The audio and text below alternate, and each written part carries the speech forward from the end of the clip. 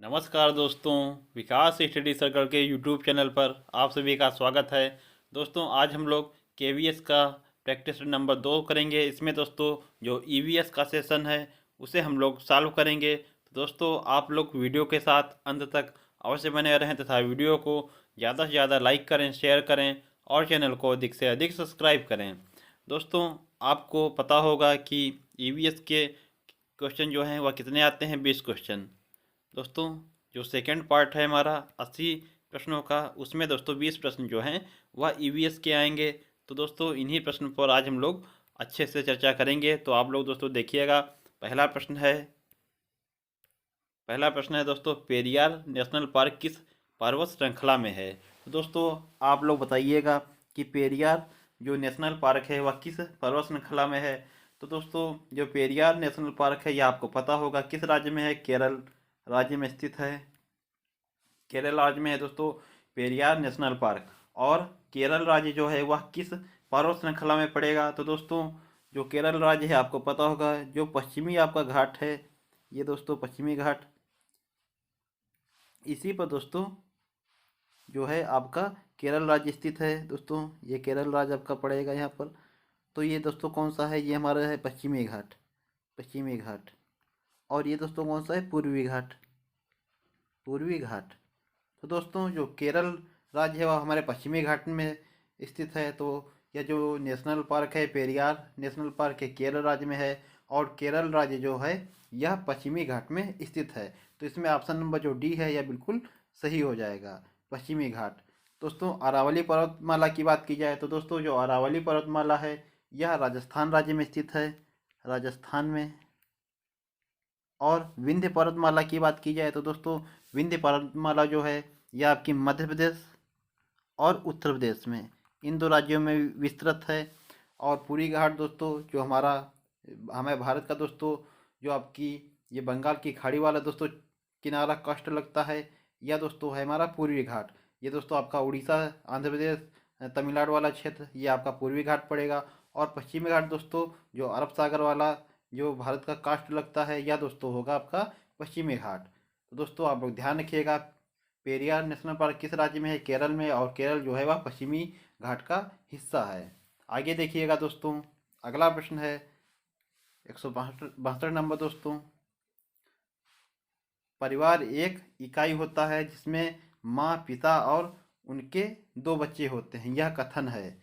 कह रहा है परिवार एक इकाई होता है जिसमें माँ, पिता और उनके दो बच्चे होते हैं, यह कथन है। ए नंबर ऑप्शन है सत्य है, क्योंकि सभी भारतीय परिवार इसी प्रकार के होते हैं। बी नंबर है सही नहीं है, क्योंकि इस कथन में यह स्पष्ट करना चाहिए कि बच्चे जैविक होते हैं, यह तो ऑप्शन बिल्कुल गलत हो जाएगा आपका। सी नंबर ऑप्शन है सही नहीं है, क्योंकि परिवार कई प्रकार के होते हैं तथा परिवार का केवल एक ही प्रकार में वर्गीकरण नहीं किया जा सकता। ठीक है दोस्तों, आगे देखिएगा अगला प्रश्न। अगला जो ऑप्शन है दोस्तों इसमें वह कह रहा है सत्य है, क्योंकि यह किसी आदर्श परिवार का आकार है।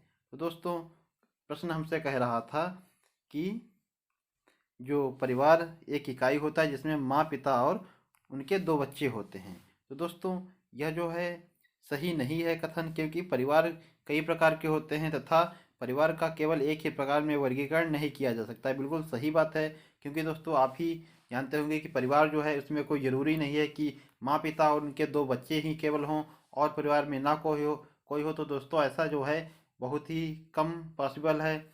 तो इसीलिए दोस्तों यह कथन बिल्कुल सही नहीं है, क्योंकि परिवार कई प्रकार के होते हैं और परिवार का केवल एक ही प्रकार से जो है विभाजन करना गलत है। तो इसमें ऑप्शन नंबर जो सी है यह बिल्कुल सही हो जाएगा।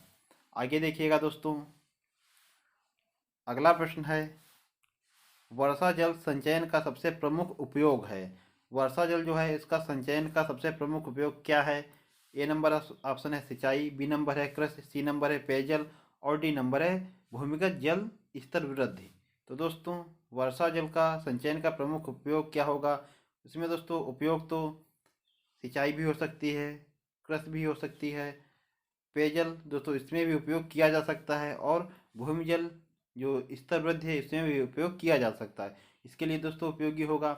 लेकिन कह रहा है कि सबसे प्रमुख उपयोग क्या है। तो इसमें दोस्तों सबसे प्रमुख उपयोग जो है वह सिंचाई के लिए सबसे ज़्यादा उपयोगी है। तो ऑप्शन नंबर ए जो है यह बिल्कुल सही हो जाएगा। अगर दोस्तों इसमें सिंचाई ना हो तो होता तो दोस्तों ऑप्शन नंबर बी जो कृषि है यह यहाँ पर सही हो जाता। तो इसमें ए नंबर सिंचाई दिया हुआ है, तो ए नंबर ऑप्शन जो है यह बिल्कुल सही हो जाएगा। आगे देखिएगा, अगला प्रश्न है, कह रहा है नारियल डली हुई किसी भी करी के साथ उबला हुआ टैपियोका निम्नलिखित में से किस क्षेत्र का प्रिय भोजन है। तो दोस्तों नारियल डली हुई किसी भी करी के साथ उबला हुआ टैपियोका निम्नलिखित में से किस क्षेत्र का प्रिय भोजन है। आपको पता होगा जो केरल है दोस्तों, उसका यह प्रिय भोजन है, नारियल डली हुई किसी भी करी के साथ उबला हुआ टैपियोका। तो ऑप्शन नंबर जो डी है यह बिल्कुल सही हो जाएगा। आगे देखिएगा दोस्तों, अगला प्रश्न है,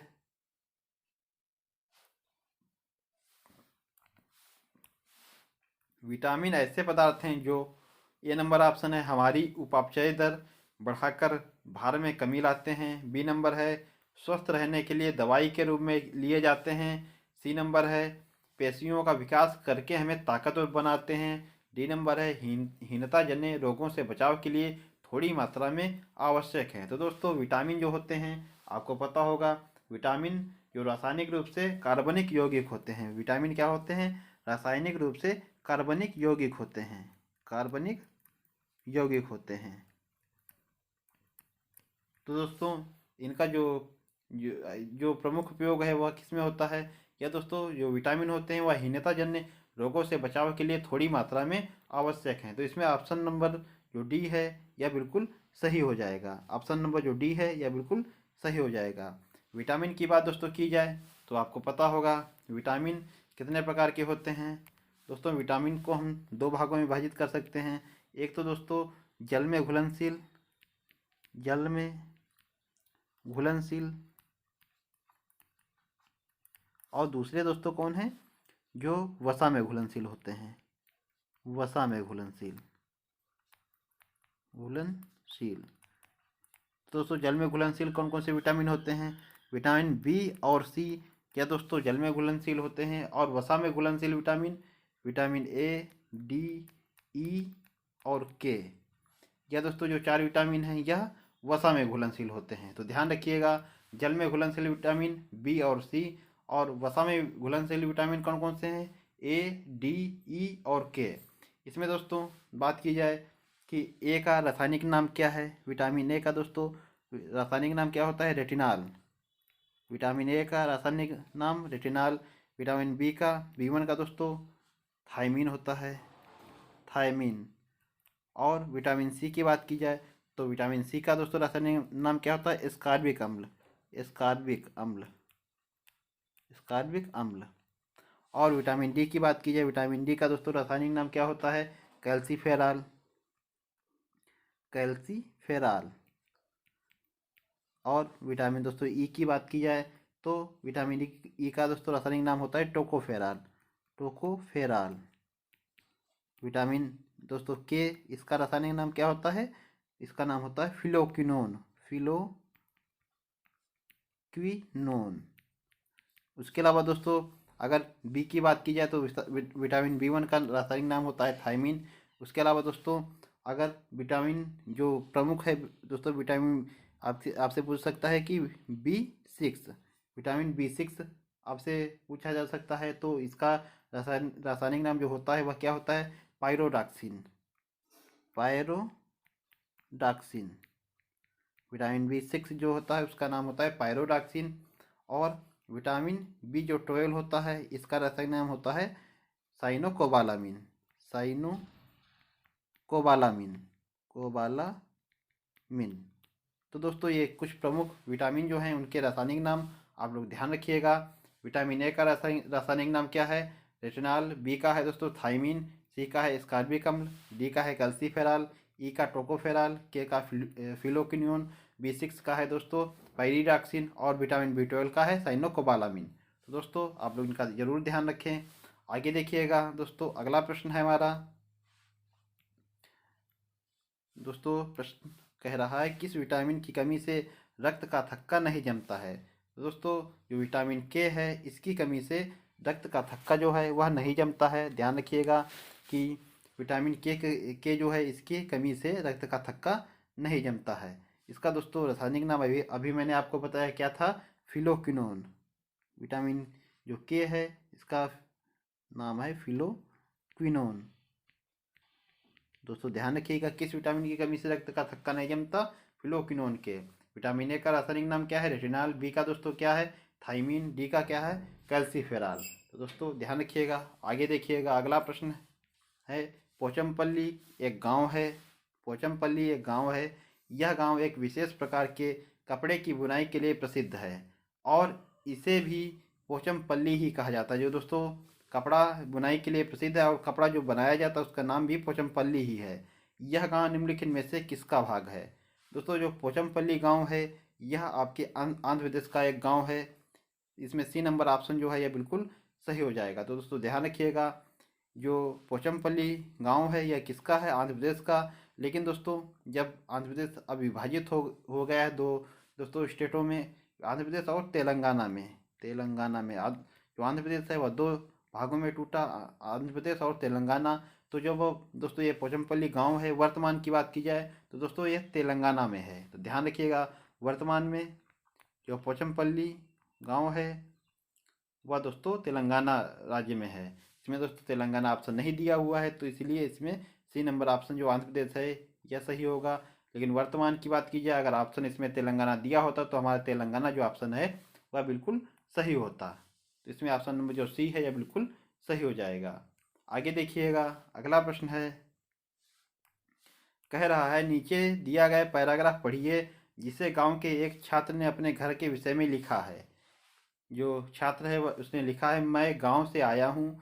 हमारे गांव में अत्यधिक वर्षा होती है, इसीलिए हमारे घर धरती से लगभग 10 से 12 फुट यानी दोस्तों 3 से 3.5 मीटर ऊंचे बने होते हैं। इन्हें मजबूत बांस के खंभों पर बनाया जाता है। यह घर अंदर से भी लकड़ी के बने होते हैं। यह गांव होना चाहिए। कह रहा है यह गांव कहाँ होना चाहिए। ऑप्शन दोस्तों देखिएगा, असम में, तमिलनाडु में, उत्तराखंड में, आंध्र प्रदेश में। तो दोस्तों आप सभी को पता होगा, जो जो दोस्तों यह कंडीशन दी हुई है उसने अपने गांव के बारे में जो बताया है, यह गांव असम राज्य में होना चाहिए। क्योंकि दोस्तों आपको पता होगा असम राज्य में जो है नदियों का द्वारा दोस्तों बाढ़ भी बहुत ज़्यादा आती है और यहाँ वर्षा भी काफ़ी मात्रा में होती है। तो इसमें दोस्तों ऑप्शन नंबर ए जो है यह बिल्कुल सही होगा। क्योंकि दोस्तों वर्षा का भी असर है। बाकी यहाँ पर दोस्तों आपको पता होगा जो ब्रह्मपुत्र नदी है उसका दोस्तों उसके द्वारा बाढ़ बहुत ज़्यादा मात्रा में लाई जाती है। तो दोस्तों इसीलिए यहाँ के जो घर हैं वह 10 से 12 फीट ऊंचे जो है मजबूत जो बांस के खंभे होते हैं इन पर बनाया जाता है। तो ए नंबर ऑप्शन जो है यह बिल्कुल सही होगा। आगे देखिएगा दोस्तों, अगला प्रश्न है, गुरप्रीत पहली बार रेलगाड़ी से नई दिल्ली से चेन्नई गया। अपनी रेल यात्रा में उसने गाड़ी के द्वारा निम्नलिखित में से किस नदी को पार करने की संभावना नहीं है। तो दोस्तों नई दिल्ली से वह गया है चेन्नई यानी तमिलनाडु में। नई दिल्ली दोस्तों आपको पता होगा, जो नई दिल्ली है वह कहाँ स्थित है, वह दोस्तों मध्य में स्थित है। और जो चेन्नई तमिलनाडु है वह दोस्तों यहाँ पर कहीं स्थित होगा। तो कह रहा है वह दोस्तों यहाँ से गया है तमिलनाडु, नई दिल्ली से चेन्नई यानी तमिलनाडु को। तो उसने दोस्तों किस नदी को पार नहीं किया, उसने दोस्तों पार नहीं किया होगा गंगा नदी को। क्योंकि दोस्तों जो गोदावरी नदी है, कृष्णा नदी है और नर्मदा नदी, यह दोस्तों प्रायद्वीपीय नदियाँ हैं। इन नदियों को दोस्तों उसने अवश्य पार किया होगा। क्योंकि दोस्तों जो आपकी ये नर्मदा नदी है यह कहाँ प्रवाहित होती है, यह दोस्तों मध्य प्रदेश में। कृष्णा नदी की बात की जाए तो दोस्तों यह आंध्र प्रदेश में प्रवाहित होती है, आंध्र प्रदेश में। और गोदावरी नदी की बात की जाए तो महाराष्ट्र में प्रवाहित होती है।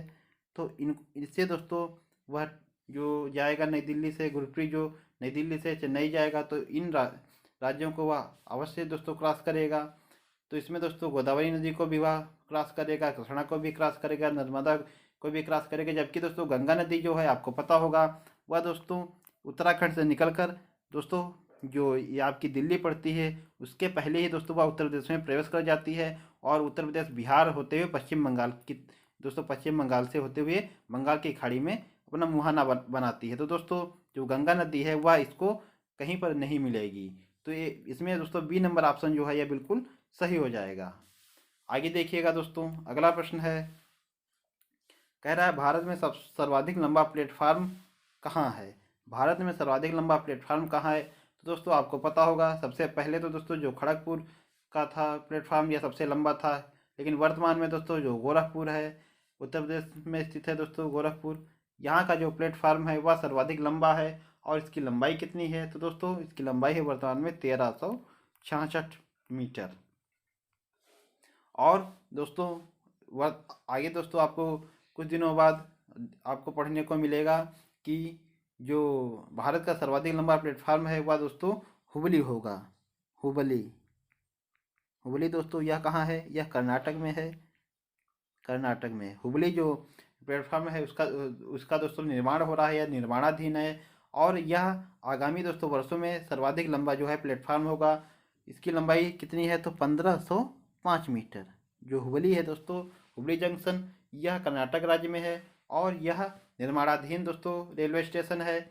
यह सब सर्वाधिक लंबा, भारत का सर्वाधिक लंबा प्लेटफार्म होगा। इसकी लंबाई होगी 1505 मीटर। तो दोस्तों इस प्रश्न का आंसर क्या है, गोरखपुर। ऑप्शन नंबर जो बी है यह बिल्कुल सही होगा इसमें। आगे देखिएगा दोस्तों, अगला प्रश्न है, जड़ी बूटियों की रानी, जड़ी बूटियों की रानी भारत की सबसे पवित्र जड़ी बूटी है। इस औषधीय पौधे का हिंदू धर्म में महत्व है और इसका वानस्पतिक नाम ओसिमम सैक्टम है। इसको सामान्यतः किस नाम से जाना जाता है। तो दोस्तों जो ओसिमम सैक्टम है, इसका दोस्तों किसका रासायनिक नाम होता है, तो जो तुलसी होती है दोस्तों इसका रासायनिक नाम होता है ओसिमम सैक्टम। और इसे दोस्तों तुलसी को जड़ी बूटियों की रानी कहा जाता है। आपको पता होगा तुलसी जो है यह दोस्तों भारत में एक पूज्य दोस्तों पौधा है और इसके कई औषधीय गुण भी हैं। तो इसमें ए नंबर ऑप्शन जो है यह बिल्कुल सही हो जाएगा, तुलसी। तो दोस्तों ध्यान रखिएगा, यह हिंदू धर्म में दोस्तों इसकी बहुत ही महत्ता है और औषधीय गुण भी बहुत हैं, इसीलिए दोस्तों इसे जड़ी बूटियों की रानी भी कहा जाता है। आगे देखिएगा दोस्तों, अगला प्रश्न है, निम्नलिखित में से कौन सी बीमारी रुके या इकट्ठा हुए पानी से हो सकती है। रुके हुए पानी, रुके हुए दोस्तों या इकट्ठा पानी से होने वाली बीमारी कौन सी है, तो आपको पता होगा जो मलेरिया है दोस्तों, यह रुके हुए या दोस्तों इकट्ठा पानी से होने वाली बीमारी है। क्योंकि दोस्तों इसमें जो मच्छर पैदा होता है उसी से दोस्तों मलेरिया रोग फैलता है। इसमें दोस्तों जो मलेरिया रोग है वह किसके कारण होता है, तो प्रोटोजोआ के कारण, प्रोटोजोआ के कारण, प्रोटोजोआ के कारण होता है। और इसमें दोस्तों जो मलेरिया रोग है इसका वाहक कौन होता है, तो वाहक होता है दोस्तों मादा एनाफिलीज, मादा एनाफिलीज, मादा एनाफिलीज दोस्तों इसकी वाहक होती है। और इसमें दोस्तों अगर बात की जाए, जो मलेरिया होता है या दोस्तों इसमें मलेरिया में आपको बुखार आएगा। और दोस्तों इसमें जो है मलेरिया या डेंगू की बात की जाए तो इसमें दोस्तों प्लेटलेट्स जो हैं आपकी वह कम पड़ती हैं। उसके अलावा दोस्तों अगर इसमें बात की जाए पोलियो, पोलियो की, तो दोस्तों जो पोलियो है यह आपका जो चेचक है, पोलियो या चेचक, यह दोस्तों किससे होते हैं, तो यह विषाणु या वायरस से होने वाले रोग हैं, विषाणु या वायरस से होने वाले। जबकि निमोनिया जो है दोस्तों यह जीवाणु से होने वाला रोग है, जीवाणु से। और कौन सा दोस्तों जीवाणु है, वह होता है दोस्तों diplococcus pneumoniae, diplococcus, diplococcus pneumoniae, pneumoniae. तो ध्यान रखिए दोस्तों, निमोनिया जो है वह किस जीवाणु से होती है, डिप्लोकोकस निमोनी से, ध्यान रखिएगा। और मलेरिया दोस्तों किससे होता है, मलेरिया जो होता है वह प्रोटोजोआ से होता है और इसका वाहक कौन होता है, तो मादा एनाफिलीज, ध्यान रखिएगा। आगे देखते हैं दोस्तों, अगला है दोस्तों प्रश्न, अशुद्ध जल को शोधित किया जाता है। तो अशुद्ध जल को शोधित किससे किया जाता है, ए नंबर ऑप्शन है अवांछित रसायन हटाकर, बी नंबर है जैविक संदूषक हटाकर, सी नंबर है गैसों को हटाकर, डी नंबर है उपयुक्त सभी। तो अशुद्ध जल को शोधित किया जाता है, इसमें दोस्तों क्या क्या चीज़ हटानी पड़ेगी, दोस्तों अवांछित रसायन भी हटाना पड़ेगा, जैविक संदूषक यह भी हटाना पड़ेगा, गैसों को भी हटाना पड़ेगा। तो इसमें ऑप्शन नंबर जो डी है बिल्कुल सही हो जाएगा। दोस्तों पहले वाले प्रश्न में अगर चेचक की बात की जाए, आपसे पूछा जाए चेचक यानी स्मॉल पॉक्स, स्मॉल पॉक्स। दोस्तों पूछा जाए कि विश्व में सबसे पहले किस बीमारी का टीका खोजा गया था, तो दोस्तों विश्व में सबसे पहले जो स्मॉल पॉक्स या चेचक है इसी का टीका खोजा गया था। ध्यान रखिएगा दोस्तों। आगे देखिएगा, अगला प्रश्न है जंगली गधों का अभ्यारण्य कहाँ है। तो दोस्तों आपको पता होगा जो गुजरात में गिर है दोस्तों, अरे सॉरी गिर नहीं दोस्तों, जो कच्छ का रण है, कच्छ का रण अभ्यारण्य इस या दोस्तों जो जंगली गधे हैं इनके लिए दोस्तों प्रसिद्ध है। ध्यान रखिएगा। और गुजरात में जो गिर है दोस्तों यह किसके लिए प्रसिद्ध है, तो एशियाई शेरों के लिए। एशियाई जो शेर हैं इनके लिए गिर अभ्यारण्य प्रसिद्ध है। जबकि दोस्तों जो कच्छ का रण अभ्यारण्य है यह जंगली गधों के लिए प्रसिद्ध है। तो इसमें ऑप्शन नंबर जो बी है यह बिल्कुल सही हो जाएगा। इसमें दोस्तों जो गुजरात में जो कच्छ का रण है इसकी दोस्तों अगर एरिया की बात की जाए तो लगभग दोस्तों इसका एरिया है 5000 वर्ग किलोमीटर। 5000 वर्ग किलोमीटर इसका एरिया है। तो ध्यान रखिएगा दोस्तों, जंगली गधों के लिए कौन सा अभ्यारण्य प्रसिद्ध है, कच्छ का रण, और कहाँ है, तो गुजरात में। आगे देखिएगा दोस्तों, अगला है दोस्तों, शिक्षिका ने अपने विद्यार्थियों को भोजन के रूप में ग्रहण किए जाने वाले पौधों के विभिन्न भागों जैसे जड़, तना, पुष्पों के नाम जानने के लिए अपने परिवार के सदस्यों से परामर्श करने के लिए कहा। इस क्रियाकलाप की अभिकल्पना की गई है। तो दोस्तों कह रहा है कि शिक्षिका ने अपने विद्यार्थियों को भोजन के रूप में ग्रहण किए जाने वाले पौधों के विभिन्न भागों जैसे जड़, तना, पुष्पों के नाम जानने के लिए अपने परिवार के सदस्यों से परामर्श करने के लिए कहा। इस क्रियाकलाप की अभिकल्पना की गई। ऑप्शन आप लोग देखिएगा, इसमें कह रहा है ए नंबर ऑप्शन अनुभवात्मक सीखने को प्रोत्साहित करने के लिए, बी नंबर है भोजन से संबंधित संप्रदायों को सीखने को प्रोत्साहित करने के लिए, सी नंबर है पाठ को अधिक आनंददायी और रुचिपूर्ण बनाने के लिए, डी नंबर है विद्यार्थियों को भोजन के विषय में खुले मन से खोज करने के लिए अनुमति देना। तो दोस्तों डी नंबर ऑप्शन बिल्कुल गलत हो जाएगा, सी नंबर भी गलत हो जाएगा। अनुभवात्मक सीखने के लिए प्रोत्साहित करने के लिए और भोजन के से संबंधित संपत्तियों को सीखने को प्रोत्साहित करना। इसमें दोस्तों जो सबसे अच्छा ऑप्शन है वह ए नंबर होगा कि अनुभवात्मक सीखने को प्रोत्साहित करने के लिए। ए नंबर ऑप्शन जो है इसमें बिल्कुल सही हो जाएगा। आगे देखिएगा दोस्तों, अगला प्रश्न है, कह रहा है तरुण भारत संघ एक ऐसी संस्था है। ये दोस्तों तरुण भारत संघ जो है यह एक संस्था है। कह रहे हैं एक ऐसी संस्था है जो जल के संरक्षण के लिए कार्य करती है। इस संस्था के प्रधान निम्न में से कौन है। ए नंबर ऑप्शन है दोस्तों मेधा पाटेकर, बी नंबर है सुंदरलाल बहुगुणा, सी नंबर है राजेंद्र सिंह और डी नंबर है पीसी जोशी। तो तरुण भारत संघ आपको पता होगा यह किसकी दोस्तों संस्था है। तो यह एक दोस्तों जो गैर सरकारी संस्था है, यानी दोस्तों जो तरुण भारत संघ है ये क्या है, एनजीओ है। और यह दोस्तों इसके कर्ता धर्ता कौन है, तो इसके कर्ता धर्ता हैं दोस्तों राजेंद्र सिंह। ऑप्शन नंबर जो सी है यह बिल्कुल सही हो जाएगा। राजेंद्र सिंह दोस्तों आपको पता होगा वाटरमैन ऑफ इंडिया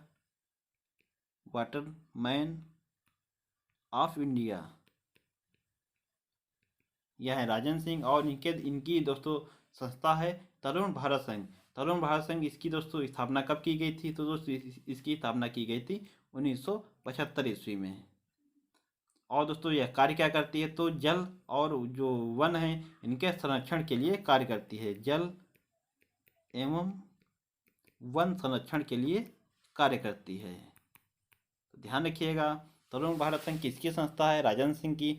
और राजेंद्र सिंह दोस्तों भारत के वाटरमैन ऑफ इंडिया कहा जाता है। दोस्तों मेधा पाटेकर जो है, मेधा पाटेकर, इनकी बात की जाए तो नर्मदा बचाओ आंदोलन जो है, नर्मदा बचाओ आंदोलन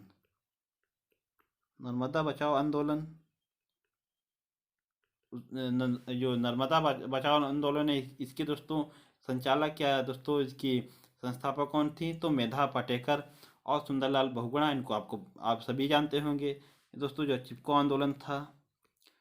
आंदोलन उसको दोस्तों संचालित करने वाले थे सुंदरलाल बहुगुणा।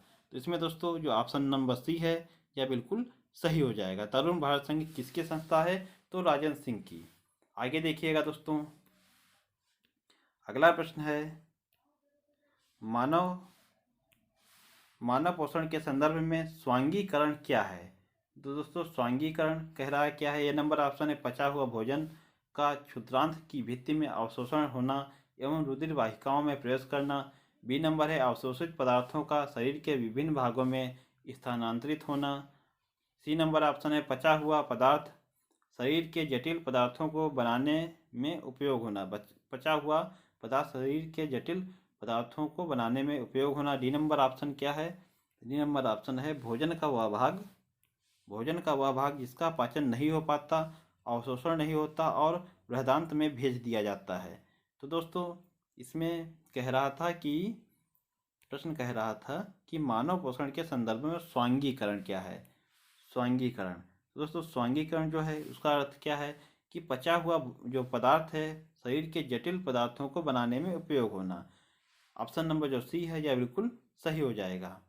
पचा हुआ जो पदार्थ है वह शरीर के जटिल पदार्थों को बनाने में उपयोग होना, यही दोस्तों होता है स्वांगीकरण। आगे देखिएगा,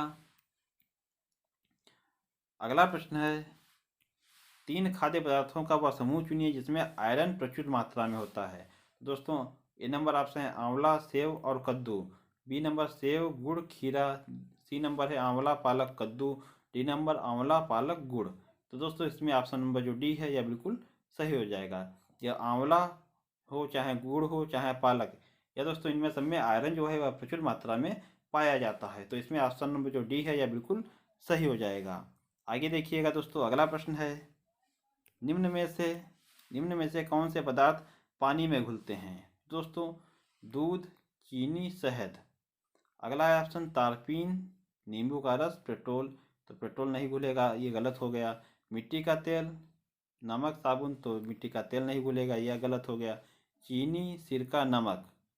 तो दोस्तों चीनी, सिरका, नमक, इसमें दोस्तों चीनी भी घुलेगी, सिरका भी घुल जाएगा, मिल जाएगा, और नमक भी मिल जाएगा, लेकिन इसमें दूध भी दोस्तों मिल जाएगा, चीनी भी मिल जाएगी और शहद भी मिल जाएगा।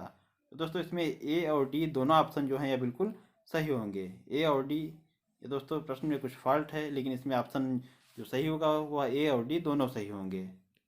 आगे देखिएगा दोस्तों, आज का हमारा अंतिम प्रश्न है, कह रहा है, ब्रांज यानी कांसा एक मिश्र धातु है जिसके प्रमुख संगठक हैं। ए नंबर ऑप्शन सीसा और टिन। बी नंबर ऑप्शन है कापर और टिन। सी नंबर है कापर और जिंक। और डी नंबर है एल्यूमिनियम, कापर और टिन। तो दोस्तों जो कांसा होता है आपको पता होगा, कांसा यानी ब्रांज जो है यह किससे बनता है। तो दोस्तों ब्रांज बनता है कापर और टिन से। कापर यानी दोस्तों तांबा और टिन से। तो कापर यानी तांबा और टिन से बनता है कांसा। इसमें ऑप्शन कौन सा हिस्सा सही होगा। तो बी नंबर ऑप्शन जो है कापर और टिन, बी नंबर ऑप्शन बिल्कुल सही हो जाएगा। सीसा यानी दोस्तों लेड और टिन से क्या बनता है। तो लेड और टिन से बनता है सोल्डर। सोल्डर दोस्तों बनता है सीसा और टिन से। कापर, तांबा और जस्ता, इससे ये दोस्तों कापर यानी तांबा और जिंक यानी जस्ता, या दोस्तों इससे क्या निर्मित होता है। तो इससे बनता है दोस्तों पीतल। पीतल दोस्तों, पीतल अगर पूछा जाए कि पीतल में किन मिश्र धातुओं से मिलकर बनता है, तो तांबा और जस्ता यानी कापर और जिंक से बनता है। तो ये ध्यान रखिएगा दोस्तों, सीसा यानी लेड और टिन से क्या बनता है, सोल्डर। कापर यानी तांबा और जिंक यानी जस्ता, इससे क्या बनता है, तो पीतल। और कांसा किससे निर्मित होता है, तो कापर यानी तांबा और टिन से। तो ध्यान रखिएगा आप लोग, इसमें ऑप्शन नंबर जो बी है यह बिल्कुल सही हो जाएगा। तो दोस्तों ये थे आज के हमारे 20 प्रश्न। आशा करता हूँ आप लोगों को प्रश्न अच्छे से समझ में आए होंगे। आप लोगों ने अधिक से अधिक प्रश्नों को अच्छे से आसानी से उत्तर दिए होंगे। दोस्तों आप लोगों को अगर वीडियो पसंद आया हो तो वीडियो को दोस्तों ज़्यादा से ज़्यादा लाइक करें, शेयर करें और चैनल को अधिक से अधिक सब्सक्राइब करें। मिलते हैं दोस्तों अपने अगले वीडियो में, तब तक के लिए आप लोगों को बहुत बहुत धन्यवाद। जय हिंद दोस्तों।